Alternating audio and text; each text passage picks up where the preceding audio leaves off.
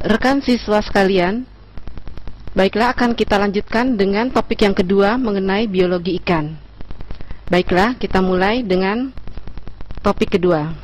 Yang melatar belakangi adalah Indonesia memiliki sumber daya ikan atau SDI yang luar biasa, baik dari keragaman maupun jumlahnya.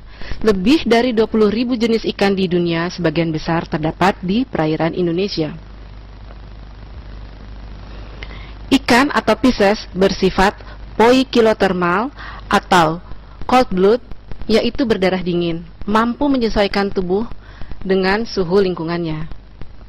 Kemudian ada lagi faktor yang mempengaruhi kehidupan ikan antara lain DO, garam terlarut, penetrasi cahaya, suhu, polusi, konsentrasi organik, penyakit, pH, dan lain-lain. Kemudian ikan itu sendiri memiliki tubuh yang simetris yang terdiri dari bagian kepala, badan, dan ekor. Untuk sistem anatomi pada tubuh ikan meliputi sistem penutup tubuh atau kulit, di mana ada sisik, kelenjar racun, kelenjar berlendir, dan sumber-sumber pewarnaan. Sistem otot atau urat daging sebagai penggerak tubuh, sirip-sirip ikan, organ-organ listrik. Juga ada sistem rangka atau tulang tempat melekatnya otot, perlindungan organ-organ dalam, dan penggerak tubuh. Sistem pernapasan atau respirasi organnya terutama insang. Ada organ-organ tambahan. Selain itu, sistem peredaran darah atau sirkulasi organnya meliputi organ jantung dan sel-sel darah mengedarkan O2, nutrisi, dan lain sebagainya. Sistem berikutnya adalah sistem pencernaan. Organnya meliputi saluran pencernaan dari mulut hingga anus. Kemudian sistem saraf, organnya otak sampai dengan saraf-saraf tepi. Kemudian sistem hormon, kelenjar-kelenjar hormon untuk pertumbuhan maupun reproduksi. Sistem sekresi dan osmoregulasi, organnya terutama ginjal. Sistem reproduksi dan embriologi, di mana organnya adalah organ gonad jantan dan betina. Sekarang kita melihat pada pengelompokan jenis ikan menurut habitatnya. Menurut habitatnya, ikan itu hidup di air tawar, air payau, dan air laut. Di mana contoh dari jenis ikan air tawar yaitu ikan lele, ikan mas, dan lain sebagainya. Kemudian ikan air payau, contohnya ikan bandeng, udang. Kemudian yang ketiga adalah jenis ikan yang hidup di air laut. Ada di sini kita lihat ikan kerapu, ikan baronang, ikan tuna, dan lain-lainnya. Untuk pengelompokan jenis ikan menurut kebiasaan makan, yaitu ada ikan pemakan tumbuh-tumbuhan yang biasa disebut dengan herbivora atau vegetarian. Misalnya ikan tawes, ikan nilam, ikan bandeng, dan lain sebagainya. Kemudian ikan pemakan daging atau karnivora, misalnya ikan lele, ikan sidat, ikan kakap, ikan kerapu, dan lain-lainnya. Kemudian ada ikan pemakan segala yang biasa kita sebut dengan omnivora, di mana makannya dari tumbuh-tumbuhan nabati maupun dari hewan atau hewani, misalnya ikan mas, ikan mujair, dan ikan gurame.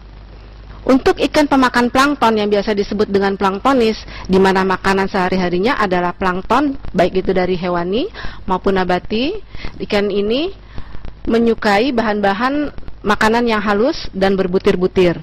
Oleh karena itu, tulang tapis insangnya mengalami modifikasi menjadi alat penyaring yang berupa lembaran halus dan panjang, banyak serta rapat. Misalnya ikan terbang, ikan lemuru, ikan tambakan maupun ikan mola. Yang terakhir adalah ikan pemakan detritus, di mana makanannya terdiri dari hancuran sisa bahan organik yang sedang membusuk di dalam air, baik yang berasal dari tumbuhan maupun hewan, misalnya ikan belanak atau ikan karper. Untuk lele termasuk dalam golongan catfish, di mana mudah beradaptasi meskipun dalam lingkungan yang kritis, misalnya perairan yang kecil, kadar oksigennya dan sedikit air. Ikan lele termasuk ikan yang omnivor, yaitu pemakan segala jenis makanan, tetapi cenderung pemakan daging atau karnivor. Ikan lele secara alami bersifat noktural, artinya aktif pada malam hari atau menyukai tempat yang gelap. Untuk morfologi, ikan lele mempunyai bentuk badan yang berbeda dengan ikan lainnya, sehingga ikan lele dapat mudah dibedakan dengan jenis-jenis ikan lain. Karena memiliki bentuk badan yang memanjang, berkepala pipih, tidak bersisik, memiliki 4 pasang kumis yang memanjang sebagai alat peraba, dan memiliki alat pernapasan tambahan. Alat pernapasan tambahan ini terletak di bagian kepala di dalam rongga yang dibentuk oleh 2 plat tulang kepala. Warnanya kemerahan, bentuknya seperti tajuk pohon rimbun yang penuh dengan kapiler-kapiler darah.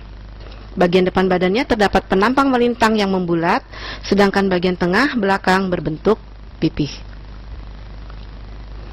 Ikan lele berkembang dengan omnivor, yaitu pembuahan telur di luar tubuh. Ikan lele memiliki gonad 1 pasang, terletak di sekitar usus.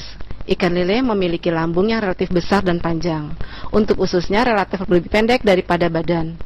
Hati dan gelembung ikan renang lele berjumlah 2, masing-masing sepasang. Untuk habitat ikan lele di alam adalah di perairan yang tergenang yang relatif dangkal. Ada pelindung atau tempat yang agak gelap dan lebih menyukai substrat berlumpur. Kualitas air yang baik untuk kehidupan ikan lele adalah suhu yang berkisar antara 20 derajat sampai 30 derajat Celcius, akan tetapi suhu optimalnya adalah 27 derajat Celcius.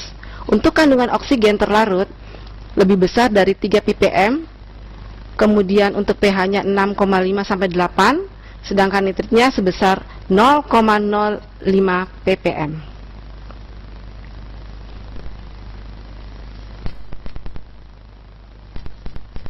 Demikianlah pertemuan dan penjelasan dari saya pada topik 1 dan 2. Semoga dapat dipahami dan dipelajari.